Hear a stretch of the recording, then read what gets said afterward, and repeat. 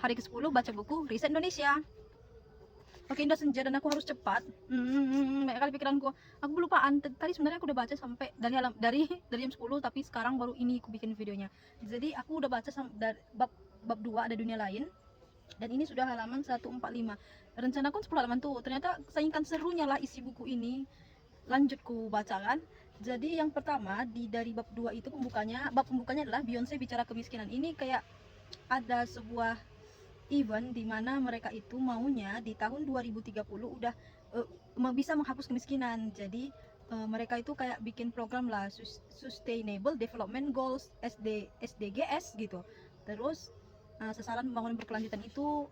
Jadi di sini dijelaskan selama ini kesalahannya selalu ekonom-ekonom itu menganggap diri mereka itu sebagai dukunnya ekonomi sebuah negara, padahal perkembangan ekonomi itu bukan hanya tentang ekonominya aja, tapi sosial politiknya, terus dampak lingkungannya segala macam gitulah. Jadi kayak keterikatannya itu nggak bisa dipatokkan pada satu titik gitu.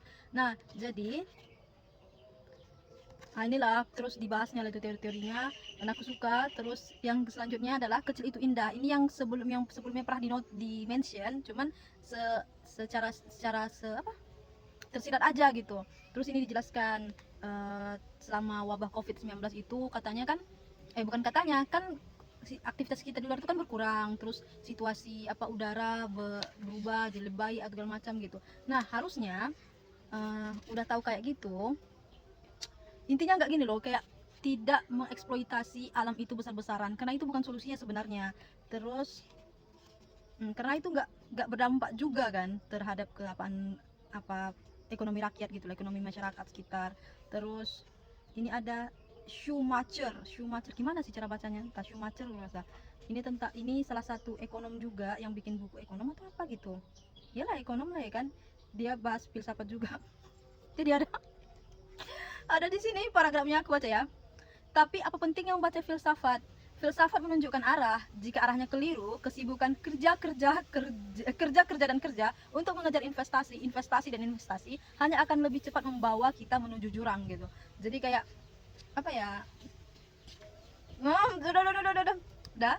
Jadi Schumacher ini yang membuat buku apa tuh, beauty, small is beauty gitu, small is beautiful apa gitu. Nah, inilah intinya gitu. Kayak si penulis ini udah mulai ngasih solusi nih, ngasih kayak ini loh basic apa namanya ya, kayak kesalahan dasarnya itu seperti ini. Jadi itu diuraikan satu persatu kayak mantap mantap mantap mantap. Udah, selanjutnya yang terakhir, bab terakhir aku baca itu ya Blue Donut Anyone. Ini apa ya? Bentar, Oke, kita lanjut lagi ya. Blue Donut Anyone, mazhab-mazhab ekonomi alternatif. Jadi ini dijelaskan, ini contoh ya, dituliskan di sini tentang kopi. Terus rupanya yang kita minum itu cuman dari tanaman kopinya cuma 0,2%, sisanya itu 99,8% itu dibuang percuma, termasuk kulit ketika kopi dikupas dan ampas ketika kopi diseduh. Oh mak, jadi apa sisanya kan limbahnya? Oh, intinya gitu loh. Jadi jadi ini dibandingkan antara konsep ekonomi biru sama ekonomi hijau. Terus gitulah, kayak ini ada solusi alternatif gitu loh. Harusnya udah tahu kayak gini ya, harusnya nggak jelas ngomong, bukan nggak jelas, cuman aku apa intinya gitu loh. Ini udah dikasih loh gitu solusinya. Dia apa kenapa sih mulai dicanangkan atau bikin program kayak atau apa kayak gitu, daripada bahas-bahas siapa yang mau calon 2009 gitu kayak udah, oke. Ini penutup terakhirnya adalah ini, Rawat menolak keras konsep pertumbuhan ala Rostow yang ngasih pengampunan pajak, keringan pajak atas itu pengusaha-pengusaha besar gitu kan. Kalau nggak salah itulah ya kan. Pokoknya tentang yang kuda sama burung itu gitu. Terus bahkan mulai Rostow yang menganggap konsumsi massal sebagai capaian tertinggi adalah biang keladi dari ketimpangan sosial dan kerusakan alam. Pertumbuhan ekonomi yang tidak batas adalah mustahil. Alam memiliki batas. Rawat menggaungkan kembali laporan The Limits to Growth ala The Club of Rome.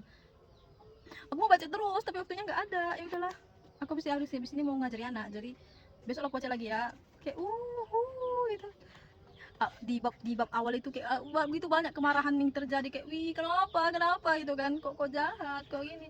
Terus di bab kedua udah mulai banyak itu kayak pandangan optimis, ide-ide, solusi alternatif gitu yang seharusnya bisa diimplikasikan. Diaplikasikan lah begitu secepatnya gitu. Implikasi apa itu? Oke lah, jadi ya aku suka sumpah. Nanti habis buku ini apa lah aku baca ya?